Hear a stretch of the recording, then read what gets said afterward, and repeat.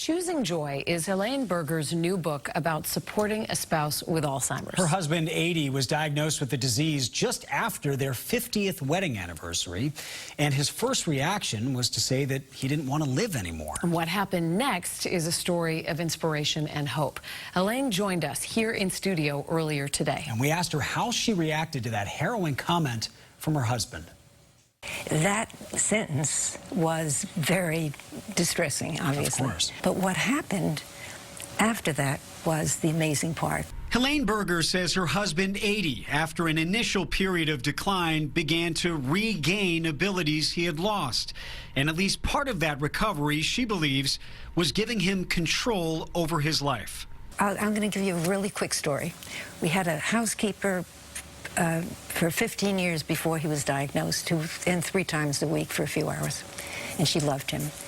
And after he had fractured his hip 2.5 years before he passed away, I needed help. And one morning, Lisette, who's through the whole book, Lisette comes in, and had Lisette said, "Mr. Berger," with a cheery voice, "your breakfast is ready," I would have thought, lovely, great. She never did that. She said, "Mr. Berger, are you ready for breakfast?" So now he's in control. No matter how sweetly you say the other or cheerfully, it's still an implied command. And so what was the philosophy? Question versus command.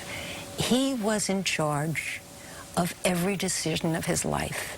Helene also encouraged 80 to start playing the piano again, take up Sudoku, and begin drawing. He'd never held a crayon. I don't think he knew the names of the colors when he was a kid, really.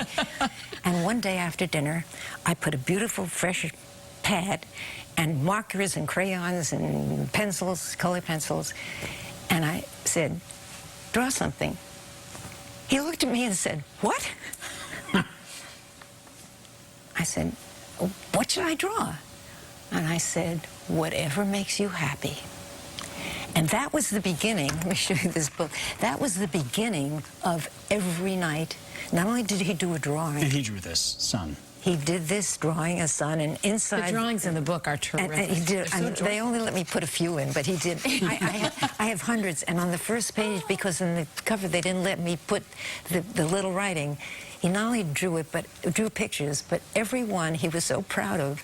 Not that they're an artist. They're pretty great. But everyone was they're so full of joy, and every one he signed and dated. This one he labeled Happy Son. And you cannot be a depressed person and do the kinds of drawings that were in this book. The stimulation worked. The doctors said 80 was creating new passages around damaged tissues in his brain. His memory improved. He started writing Helene nightly love letters. And on the last night of his life, he was defying the odds. We took 17 friends out for dinner. And I purposely didn't tell him who was coming ahead of time because I didn't want him to feel the pressure of having to remember their names. He greeted every one of those people by name.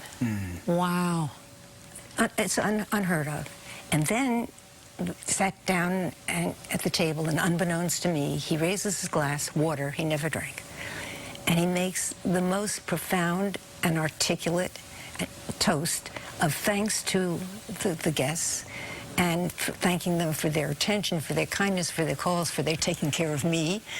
And when we left that dinner, 2 good friends came and said the identical words, "Are you sure he has Alzheimer's?" Right. And of course he did. But the book is, why was this progress, why were you able to make this progress?